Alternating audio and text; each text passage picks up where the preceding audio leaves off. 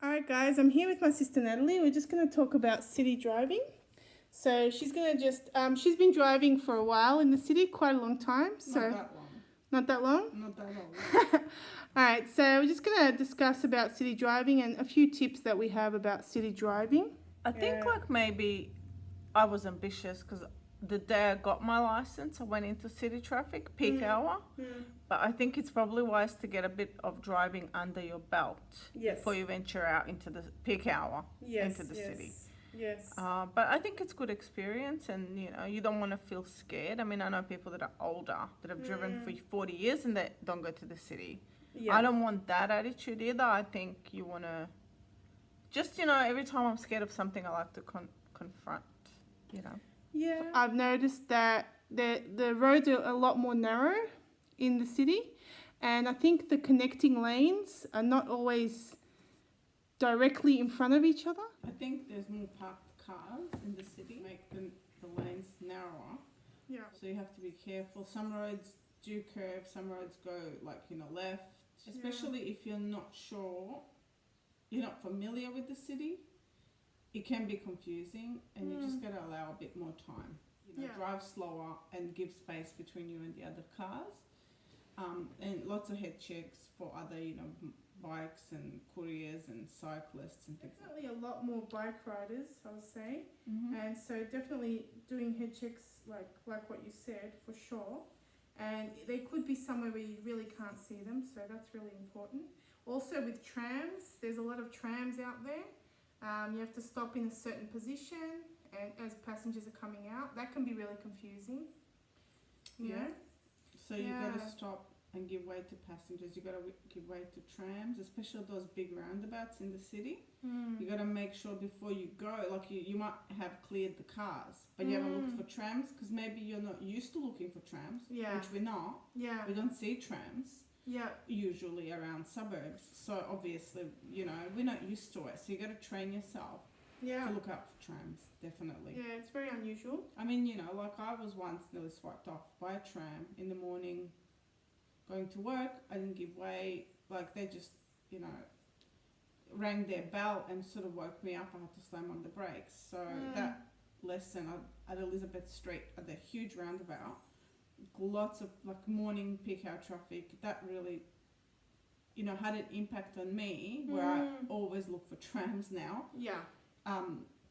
Yes, you've got to be careful of that. And people can come out of nowhere. Sometimes people are crossing the road as well. Do you notice that one? Yeah, people running across the road to catch the tram. Yeah. Can happen. So but I think if you're not speeding and if you give, like I said, you slow right down, that it will minimize the chance of having an accident, definitely. Yeah, true. And I think also sort of looking everywhere. I feel when I'm driving the city, my eyes are darting everywhere, okay, this line, that thing, that car, okay. That's how I feel. I feel like I'm really paying so much attention. I'm being really, really vigilant. Well, you do, you kind of driving for yourself, but also for the other people. That's how you have to take driving in general. Then you're going to assume that they might do something wrong. Yes. And you look out for that, even though that's not really your job, but it is. Because, as I always say, you never just know what's happening in the car in front of you. You could be dealing with an emergency. You could be dealing with a person that's just broken up with someone. You could be dealing with someone that's is on drugs, unfortunately, or is drunk, or anything like that. So you don't want to do anything to make the situation worse. And I always try to be a calm driver, be patient. Don't, I had this time when we were driving once, me and my other sister, and, the person in front of us had the green arrow. He didn't go. I beeped the horn. He went, we went. He followed us. He spat on my car. He was on drugs. It was really scary. It was just the two of us girls with him, and following us. So since that day, I just kind of lean back and relax in the car, because you just don't know who's in front of you. You don't know what they're gonna do, what they're going through. So you gotta allow for give a bit of like be human and kind of go, well, maybe that person's going through a rough day today. I don't know. Yeah. But just Patience. help both of you.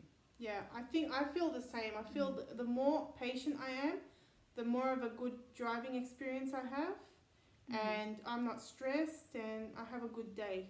If you don't want to engage in anger or anything in the car, because car is a moving vehicle, there's so many cars around, things could happen, you don't want to be angry in general. How about hook turns? How do you feel about them? I've done them, they're not a big deal. You just have to go through and do your first one. I mean, it's unusual because you never do it. That's once again because you don't have practice. And this is not that it's bad, it's not that it's really hard, because you are going to sit there and wait until there is no cars coming. Or, the lights are going to turn yellow and even red. Yes. And you're going to make sure there are no cars coming, and then you go. So I don't think it's hard. I don't think it's bad. I think people just don't have enough experience doing it. I think you go and you do it. You might do it maybe when it's quieter. So you might do it in the evenings where there's not as much traffic, or on the weekend, Sunday. It's very quiet in the city. Yeah. And I go and have a practice. I think it's a good time to do that.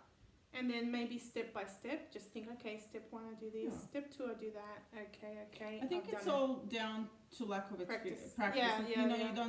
You don't, you just don't look for, you don't know the roads, you don't look for trams usually, you don't do hook turns usually. So I think the more you practice these things, the more confident you get. But unfortunately, if you're not working in the city and you just sometimes go, you don't get the practice in. So I think you just got to be extra careful and, go easy and just don't be too hard on yourself. Yeah, that's true. That's true. That's all. So, main tips for the city would be just leaving early, and keeping patient, letting others in, and just keeping a good attitude about looking everywhere, looking out for cyclists and extra hazards, being aware of trams, lines, and where roads are joining. And give a bit of time, extra time if you need to be somewhere. Maybe prepare your trip. Maybe look at where there's parking. Yeah, in advance. Yeah. And if I don't find parking off street, which usually you can't find parking easy, then where there's a parking lot and you're gonna go there. If you're on a budget, you've researched it and you kind of go, okay, but it's cheaper to park here. So you kind of know in advance where you're going and where there's parking.